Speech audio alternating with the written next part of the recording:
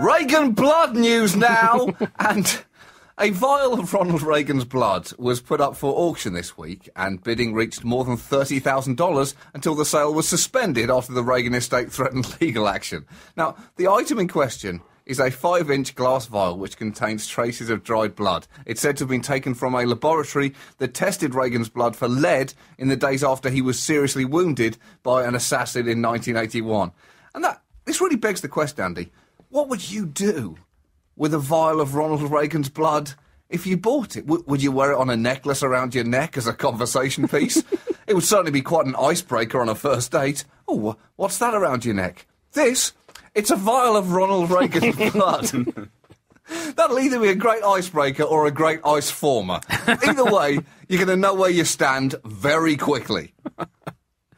She said bidding had reached £19,000 in real money for the blood, which is believed to have magic properties, John, including the ability to rehabilitate a flagging political party, the ability to wear a silly hat without it detracting from your air of authority, and also the ability not to notice dodgy arms deals to Iran, whilst having the outgoing everyman kind of personality to make bringing down democratic elected governments seem kind of fun again.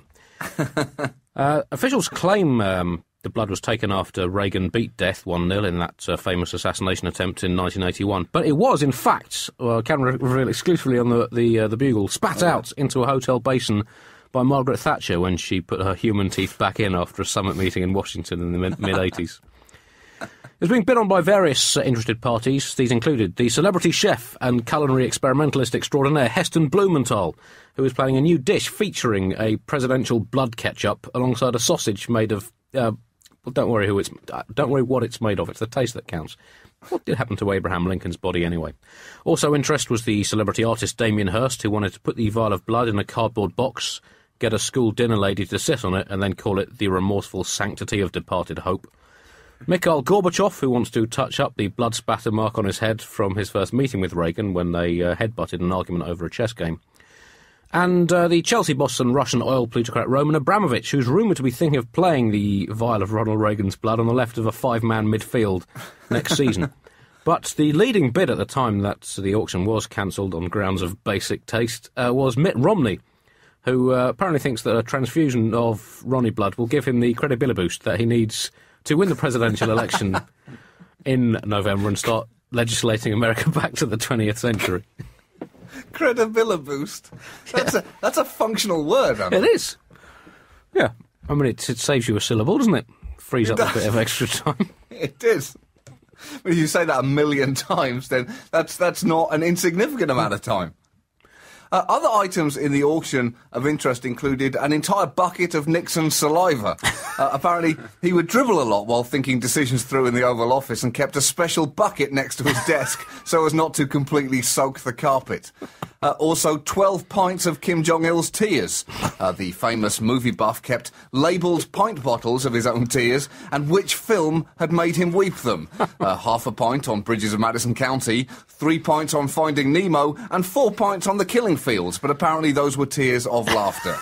And also 2.5 tons of Florence Nightingale's toenails. Apparently she had to cut them every day, they grew so fast. Just one of the details that made her so hot. Oh yeah, Flono. Also available actually on various auction sites today. Further, bodily fluids, the urine squeezed out of Francis Drake's Bowles trousers back in 1588. If I may slightly recycle one of my favourite jokes from the department. Yep. Some drool mopped from Yasser Arafat's chin from the first time he laid eyes on Madeleine Albright. Oh, yeah. And the cold sweat from Neville Chamberlain's forehead from when he read what Hitler had actually written on that piece of paper. Of course, it's not the first time that President's blood has been up for sale. Calvin Coolidge's blood, in fact, is still used as the basis of a homeopathic remedy for an addiction to making chicken noises. That's a fact. Here's something I read this week, John, about the Republican campaign. One of their advisors is a guy called Grover Norquist. Are you a buddy of his? I wouldn't say a buddy. I'm aware of him, Andy. Right. He has a famous pledge that he makes people sign, Oh, which right. basically stalls democracy for the next century. He's a good guy. He's a good guy. He said his stated Salt aim, of the earth, Andy. apparently his stated aim is to make federal government so small that it could drown in a bathtub. And that, John, is the kind of imagery that could only have been concocted by someone who has drowned something in a bathtub.